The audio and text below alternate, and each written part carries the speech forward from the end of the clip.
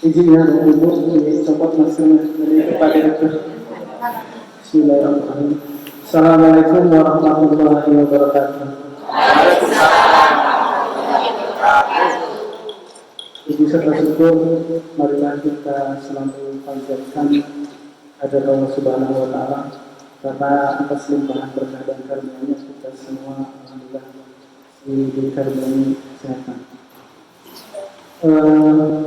Yang saya hormati Pak Direktur PKBM Zaitun, Pak Ali, para tutor, Sekmat, dan Bapak Ibu warga pelajar PKBM Zaitun.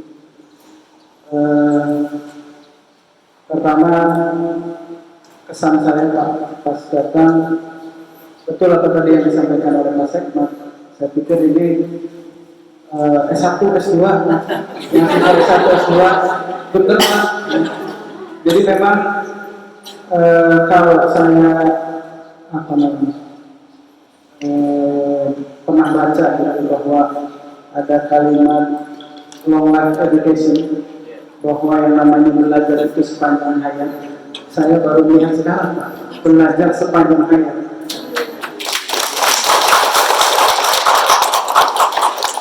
Sudah senior, barangkali tua mah rada sensitif di telinganya. Sudah senior tapi semangat belajarnya luar biasa. Nah yang kedua, saya belum bertanya macam-macam, tetapi hasil pelajarannya sudah kelihatan. Dari apa? Dari penampilan. Ya.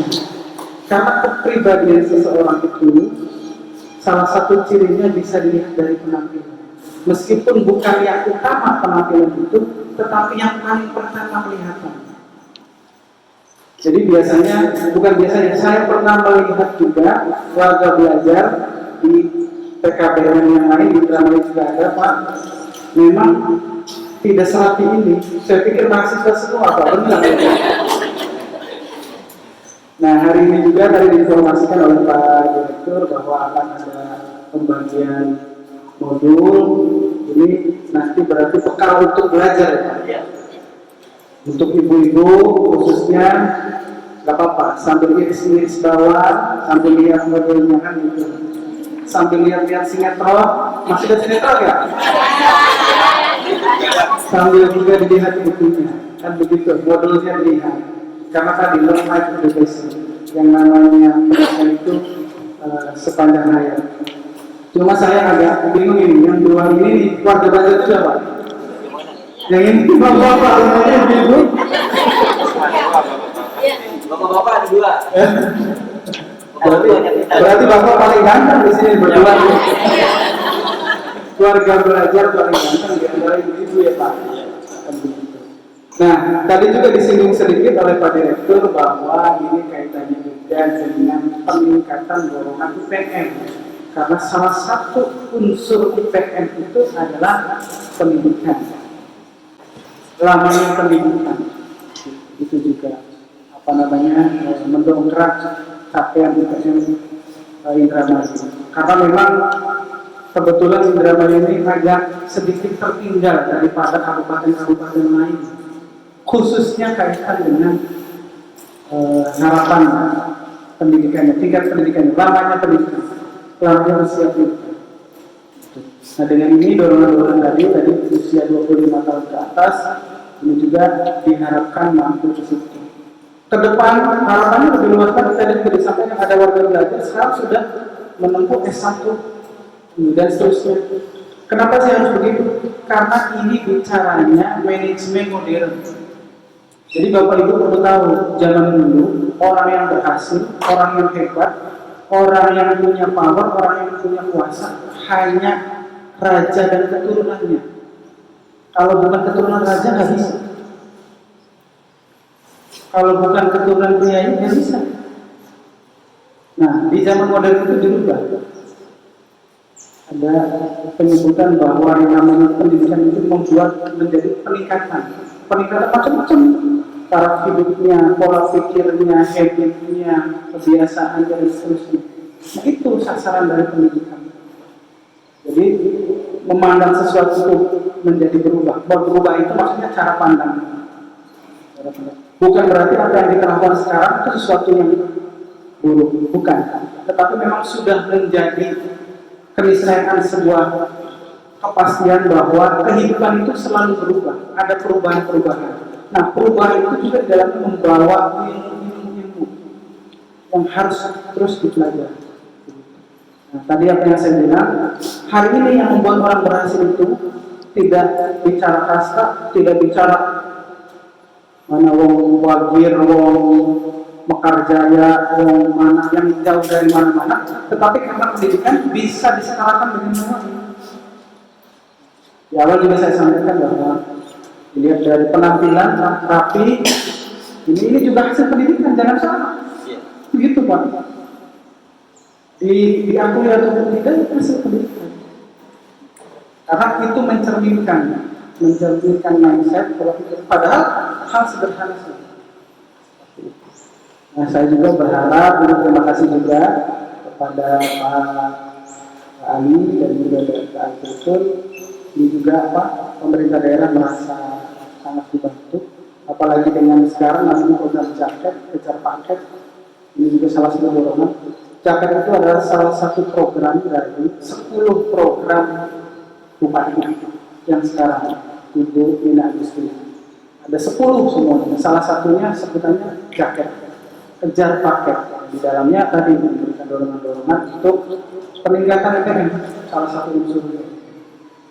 Masih ada beberapa program lain.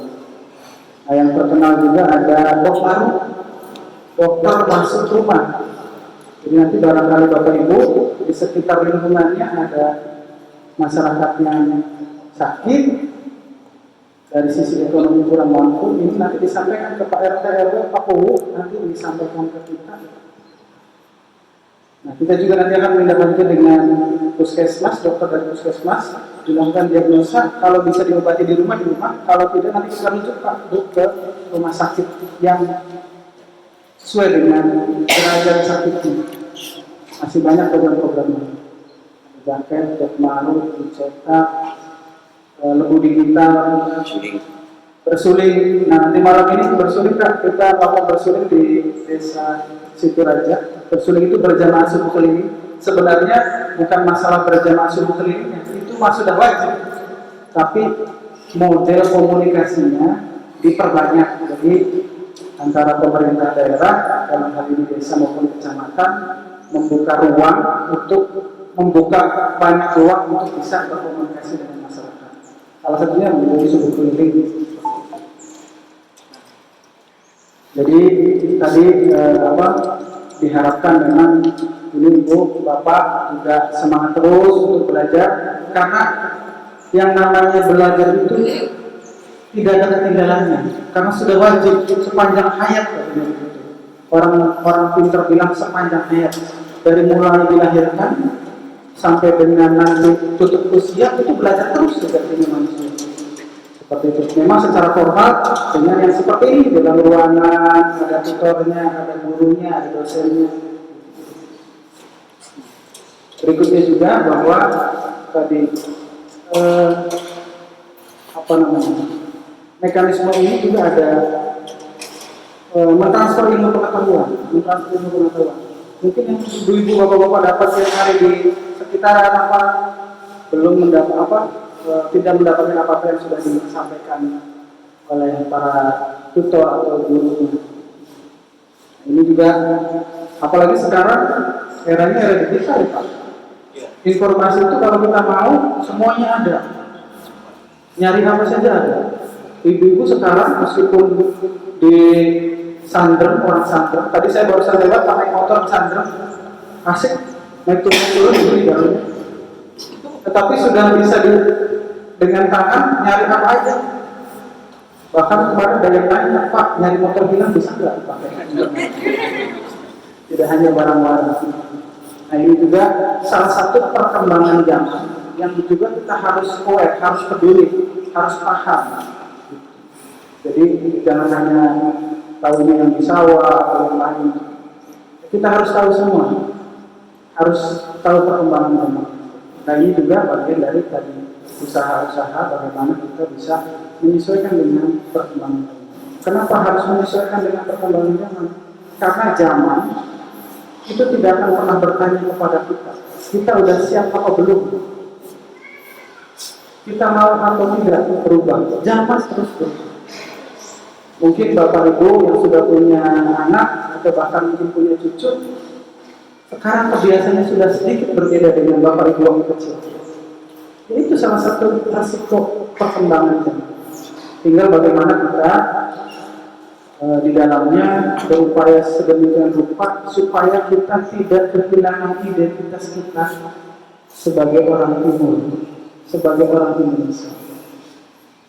Tadi juga kita dengar bersama yang disampaikan oleh Pak Direktur dengan kecintaan kita kepada negara kita dan seterusnya. Ketika itu, oh ya satu lagi. Dari awal izinkan dulu saya juga memperkenalkan diri. Barangkali dari pertama belum memperkenalkan diri, malah gratis saja. Jadi mohon izin Bapak Ibu, nama saya Winaryo. Saya juga terlahir dari lingkungan biasa saja. Saya terlahir dari anak petani, atau lebih tepatnya buruh tani, bukan petani, buruh tani. Jadi saya orang biasa yang hidup di desa. Asli saya dari Indramayu, desanya Desa Tugu, kecamatannya Seliek. Pernah dengar? Desa Tugu Seliek, wilayah timur Indramayu. Di desa anaknya buruh tani, karena pendidikan. Saya ulang lagi, karena pendidikan saya dipercaya jadi camat di Garut. Dulu dengan orang tua saya setiap hari adanya di sawah. Jam 6 pagi itu sudah berangkat ke sawah. Apalagi Indramayu ini status sawahnya kata hujan. Kemana-mana bawa apa tuh? Gotong-gotong mesin penyedot air. Susah sekali cari air. Jadi saya mengalami juga yang namanya deret ya Bu ya, sama ya. Apa gitu, alami semua. Sampai saya dengan orang tua saya pernah ngurung. Iya. Jadi deret di tempat lain. Dulu di Sukamelang. Dari wilayah saya dari Barang itu naik kereta barang. Zaman dulu. Iya, yang lama banget tuh, salib-salib terus tuh. Berhenti lagi. Itu dulu. Nah, kembali lagi saya sampaikan, karena pendidikan saya dipercaya jadi camat. Per tanggal 4 November, jadi kurang lebih 2 bulan setengah, hampir 3 bulan menjadi camat di Gantar. Sebelumnya di Gantar itu dijabat oleh senior saya, Pak Edi, dulu PLT ya Pak. Sekarang juga masih dengan saya, ini juga Pak Sekpat ini salah satu guru saya juga Pak. Karena kebetulan sebelum saya di Kecamatan Gantar, istilah kami di PNS itu namanya orang lapangan kalau saya sebelumnya belum pernah di lapangan, belum pernah bertugas di kecamatan. Sebelumnya saya bertugas di kepegawaian. Kalau di Zaitun mungkin HRD-nya, HRD. Ya, personalia. Jadi ngurusin kertas-kertas saja, nggak ngurusin orang. Secara teknis maksudnya ngurusin orang. Jadi ini pengalaman pertama saya, Pak Edi, Pak Sekpat juga jadi guru saya. Meskipun saya sama, tapi tetap Pak berguru Pak Sekpat, karena Pak Sekpat sudah senior, sudah tahu semua. Saya belum kenal sama Pak Ali, Pak Sekpat sudah kenal. Sudah lama juga di sini. Makanya saya juga banyak bertanya, banyak berguru. Usia saya 40 tahun, masih muda. Tuaan saya. Cuma karena banyak bergaul dengan Pak Sarif, saya itu kan tua Pak. Padahal saya masih muda. Di kantor juga saya bilang jangan panggil saya Pak, makanya tua banget saya Pak. Panggil aja Mas gitu, atau apa gitu, atau Om juga ya. Jadi kayak gak enak dipanggil Pak nih. Istri satu kebetulan PNS juga. Dulunya satu kantor Pak. Ya. Istrinya satu kantor dulunya. Karena sudah suami istri jadi dia nggak boleh satu kantor. Dipindahin, saya pindah. Karena nggak boleh satu kantor. Satu ruangan itu nggak boleh suami istri. Alhamdulillah sudah dikaruniai 2 anak, perempuan semua. Yang pertama usianya 13 tahun, yang kedua usia 4 tahun, jadi masih punya anak balita, masih kecil. Beda 5 tahun sama saya udah punya anak banyak. Gak apa-apa Bu. Anaknya banyak. Saya anaknya 8. Gak apa-apa Bu. Saya dengan istri saya lagi komunikasi, saya pengen anaknya 6. Iya kurang Bu. Karena saya punya uang saya anaknya 16. Iya, jadi kalau lebaran, ayo kumpul RT. Ayo kumpul RT. Barangkali itu sekilas perkenalan saya. Hal-hal juga yang sudah saya sampaikan. Mohon maaf apabila ada hal yang kurang berkenan. Bapak Ibu semangat terus untuk belajar, terus belajar, terus berusaha. Belajar itu gak ada ruginya. Yang rugi itu adalah diam. Kenapa begitu? Karena manusia diciptakan untuk bergerak, berusaha. Yang rugi itu yang diam saja. Nonton sinetron dia rugi itu. Barangkali itu kurang dan lebihnya mohon maaf. Saya ini wabillahi taufiq wal hidayah. Wassalamualaikum warahmatullahi wabarakatuh.